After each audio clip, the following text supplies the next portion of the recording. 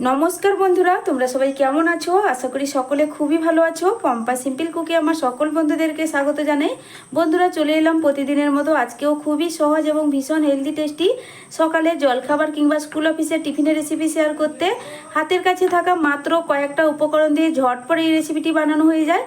বাড়ির সকলে খুবই পছন্দ করবে, সঙ্গে বাচ্চারাও খুবই পছন্দ করবে। রোজ রোজ বানিয়ে দেওয়ার আবদার জানাবে, এটা তোমাদের কথা দিতে পারি। এই রেসিপিটি বানাতে খুব বেশি কিন্তু উপকরণ লাগে না। তাহলে চলো বন্ধুরা, এই 5 মিনিটের টিফিন রেসিপিটি কিভাবে বানালাম একটা লাইক দিয়ে ভিডিওটা সম্পূর্ণ দেখার অনুরোধ রইল। সবার প্রথমে এখানে আমি নিয়েছি চিড়ে, আর চিড়েটা বন্ধুরা এখানে 3 টেবিল চামচ নিয়েছি। আর দেখো আমি এখানে পাতলা চিড়েটা ব্যবহার করছি, তবে তোমাদের হাতের কাছে যেরকম চিড়ে থাকবে সেরকম চিড়ে তোমরা ব্যবহার করতে পারবে। তবে কি হয় বলো তো বন্ধুরা, পাতলা চিড়েটা নিলে খুব তাড়াতাড়ি টিফিনটা বানানো হয়ে যায়।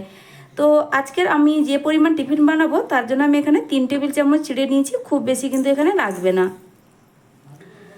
তো এবার চিড়েটাকে একটা বাটির মধ্যে নিয়ে নিলাম, আর এবার আমি এটাকে ভালো করে 2 থেকে 3 বার জল পাল্টে পাল্টে ধুয়ে নেব।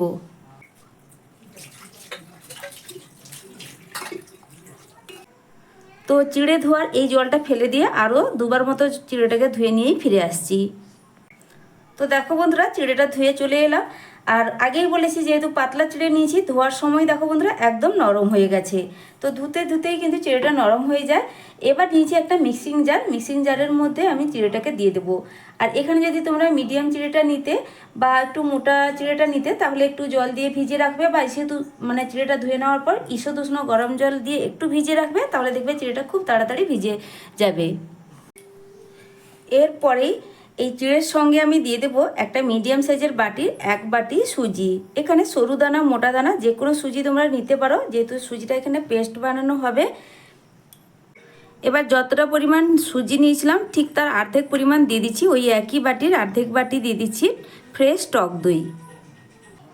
দই ছাড়াও তোমরা এই রেসিপিটি বানাতে পারো, তবে বন্ধুরা দই দিলে এটা খুবই হেলদিভাবে তৈরি হবে। দই তো আমাদের শরীরের জন্য খুবই উপকারী, আর দই দিলে এর টেস্ট কিন্তু অনেক বেশি ভালো হয়। তো দেখো দিয়ে দিচ্ছি আমি আরও হাফ বাটি জল। তো জলটা একটু দেখো, যেহেতু শুকনো উপকরণ সুজিটা দেওয়া আছে, তার জন্য জলটা দেওয়ার সময় একটু অল্পটা দিয়ে ভালো করে একটু মিশিয়ে নেওয়ার পর বাকি জলটাও দিয়ে দিলাম। দিয়ে আবার ভালো করে একটু মিশিয়ে নেব, তারপর ঢাকনা চাপা লাগিয়ে এটাকে পেস্ট করে নেব।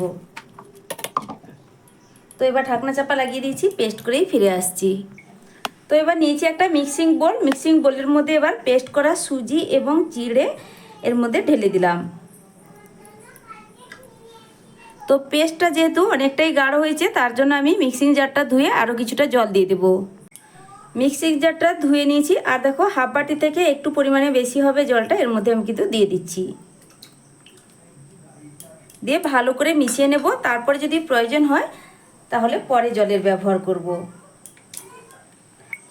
খুবই সহজ এবং ভীষণই হেলদি টেস্টির আজকের এই টিফিন রেসিপি বন্ধুরা। এটা তোমরা সকালে জলখাবার, স্কুল অফিসের টিফিনে যে কোনো টাইমে বানিয়ে নিতে পারো। বাচ্চা থেকে বড় সবাই খুবই পছন্দ করবে। হাতে 5 মিনিট সময় থাকলেই বন্ধুরা এটা তোমরা বাচ্চাদের স্কুলের টিফিনে বা অফিসের মানে বড়দের অফিসে লাঞ্চ বক্সে তোমরা এই টিফিনটি প্যাক করে দিতে পারবে।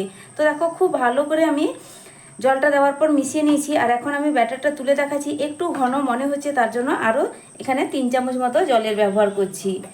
তো জলটা অবশ্যই একটু দেখে বুঝে তোমরা ব্যবহার করবে। এটা কিন্তু একদম পাতলা ব্যাটার করব না, আর খুব বেশি কিন্তু এটা ঘনও রাখা যাবে না। তবে বলতে পারি এটা কিন্তু মানে পাতলা টাইপেরই ব্যাটার হবে, তবে এটা কিন্তু ঘন থাকবে না, খুব বেশি কিন্তু পাতলা না। আমি বারে বারে দেখাচ্ছি। এবার এর মধ্যে কয়েকটা সবজি মিশিয়ে নেব। তো বাচ্চারা তো একদম সবজি খেতে চায় না, তবে টিফিনের মধ্যে এইভাবে কিছুটা সবজি দিয়ে দিলে তারা কিন্তু সবজি অনায়াসে খেয়েও নেবে, আর অনেকক্ষণ পর্যন্ত পেট ভরা থাকবে। তো এখানে আমি দিয়ে দিলাম 2 টেবিল চামচ একদম ছোট ছোট করে কুচিয়ে রাখা গাজর। সবজিগুলো একদম কিন্তু এইভাবে ছোট ছোট করে কেটে নিতে হবে। তোমরা চাইলে চপারেও চপ করে নিতে পারো, কিংবা গ্রেটারেও গ্রেট করে নিতে পারো। আমি কিন্তু একদম ছোট ছোট মিহি মিহি করেই কুচিয়ে নিয়েছি।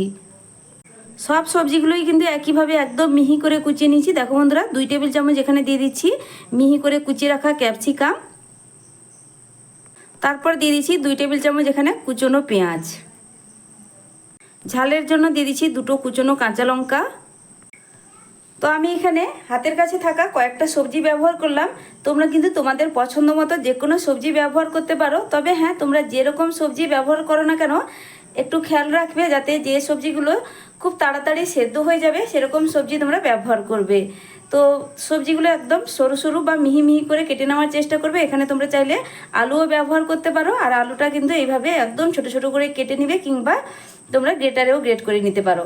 তো এবার দেখো বন্ধুরা, দিয়ে দিচ্ছি স্বাদ মতো লবণ, হাফ চা চামচ গোটা জিরে। এবার খুব ভালো করে সব কিছু মিশিয়ে নিতে হবে। আমার চ্যানেলে নতুন বন্ধু পুরনো বন্ধু সবাইকে স্বাগত। তোমাদের জন্য অনেকটা ভালোবাসা বন্ধুরা, তোমরাও আমাকে ভালোবাসা দিয়ে পাশে থেকো। আর রেসিপিটা সম্পূর্ণ দেখার পর তোমাদের মূল্যবান মতামত অবশ্যই জানাবে আর একটা লাইক করে দেবে। কিন্তু একদম রেডি হয়ে গেছে। এবার আমি কি করব, এখানে আর একটা উপকরণ মিশিয়ে নেব। তার জন্য টিফিনটা খুবই নরম তুলতুলে স্পঞ্জি জালিদার হবে। তো দেখো বন্ধুরা, 1 চিমটির মতো নিয়েছি এখানে বেকিং সোডা। দেখে নিশ্চয়ই বুঝতেই পারছো পরিমাণটা কিন্তু একদমই কম, এর থেকে বেশি নেওয়ার চেষ্টা করবে না। একদম 1 চিমটির মতো ব্যবহার করলাম। এতে কি হবে বলো তো বন্ধুরা, এই রেসিপিটি অনেকটাই স্পঞ্জি হবে, জালিদার হবে, আর টিফিনটা খেতে খুব ভালো লাগবে, নরম তুলতুলে হবে। তো বেকিং সোডা খুব ভালো করে মেশানো হয়ে গেছে। এবার চলো ঝটপট এগুলোকে বানিয়ে নিই। এবার গ্যাসে একটি ফ্রাইং প্যান বসিয়ে দিয়েছি, এতেই টিফিনগুলো বানিয়ে নেব। তারপর দেখো বন্ধুরা, এখানে 2-4 ফোঁটা মতো তেল ব্যবহার করলাম। 2-4 ফোঁটা তেলেই কিন্তু টিফিনগুলো বানানো হয়ে যায়। খুবই কম তেল লাগে, খুব হেলদিভাবে কিন্তু টিফিনগুলো বানানো হয়। বলতে গেলেই তেল ছাড়া টিফিনগুলো বানানো হয়। তো একটা ব্রাশের সাহায্যে ভালো করে তেলটাকে ব্রাশ করে দিতে হবে। তবে এরকম ননস্টিক ফ্রাইং প্যানে বানালে তোমরা তেল ছাড়াও চাইলে টিফিনগুলো বানাতে পারো, বা তেল ছাড়া তোমরা ঘি কিংবা বাটার দিয়েও টিফিনটা বানাতে পারো। তো ফ্রাইং প্যানটা গরম হয়ে গেছে। এবার বানিয়ে রাখা যে ব্যাটার, টিফিনের ব্যাটার তৈরি করে রেখেছিলাম, সেখান থেকে আমি কিছুটা ব্যাটার এর মধ্যে দিয়ে দেবো। তো 2 হাতা ব্যাটার দিয়ে একটু ঘুরিয়ে ঘুরিয়ে গোল শেপ দিয়ে দিচ্ছি হাতার পেছনের দিকটা দিয়ে।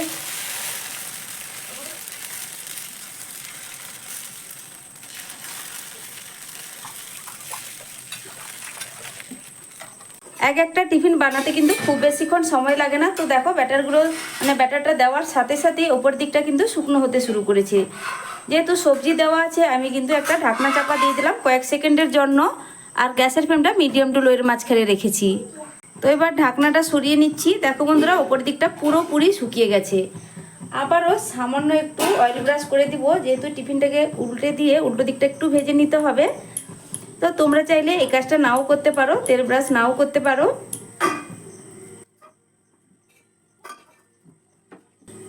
এবার এটাকে আমি উল্টে দিচ্ছি, আর উল্টে দেওয়ার পর ঢাকনা দেওয়ার প্রয়োজন নেই। আমি হালকা করে একটু উল্টো দিকটা ভেজে নিচ্ছি। তো একটা টিফিন কিন্তু খুব সুন্দর করে দেখো উল্টো দিকটাও ভাজা হয়ে গেছে। খুব বেশি কিন্তু আর ভাজার প্রয়োজন নেই। এইভাবে 2 দিক যখন হালকা লালচে কালার হয়ে যাবে, তখনই কিন্তু টিফিনটা খুব সুন্দর রেডি হয়ে গেছে। সবজিটাও কিন্তু ভিতর থেকে খুব সুন্দর করে সেদ্ধ হয়ে গেছে। আমি এবার একটা টিফিন তুলে নিচ্ছি। একইভাবে তোমাদের আবারও একটা টিফিন আমি বানিয়ে দেখিয়ে দেবো ঝটপট। তো সামান্য একটু তেল ব্রাশ করে নিলাম, তারপরে দিয়ে দিব কিছুটা পরিমাণ ব্যাটার। এইভাবে দিয়ে হাতার পেছনের দিকটা দিয়ে একটু ছড়িয়ে দিতে হবে, একটা গোল শেপ দিয়ে দিচ্ছি। একটু পাতলা করে এইভাবে ছড়িয়ে দিচ্ছি বন্ধুরা। তো দেখো ঢাকনা সরিয়ে নিলাম, উপরের দিকটা খুব ভালোভাবে শুকিয়ে গেছে। এবার সামান্য একটু অয়েল ব্রাশ করে দিচ্ছি। আবারও বলছি, তোমরা খুবই কম পরিমাণ তেল খেতে চাইলে বা তেল পছন্দ না করলে তোমরা এই তেলটা স্কিপ করতে পারো, অয়েল ব্রাশ নাও করতে পারো। এবার এটাকে আমি উল্টে দিলাম। আবারও একটা টিফিন আমার এখানে বানানো হয়ে গেল। আমি এবার এটাকেও তুলে নিচ্ছি।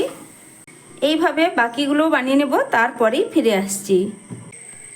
এখন সব টিফিনগুলো বানানো হয়ে যেতে আমি একটা প্লেটে সাজিয়ে নিয়ে চলে এলাম। দেখো বন্ধুরা, দেখতে কতটা সুন্দর হয়েছে, দেখতেও যেমন সুন্দর, এগুলো খেতে ভীষণ টেস্টি, একদম নরম তুলতুলে। দেখে নিশ্চয়ই বুঝতেই পারছো, হাতের মুঠোর মধ্যে থেকে যাবে।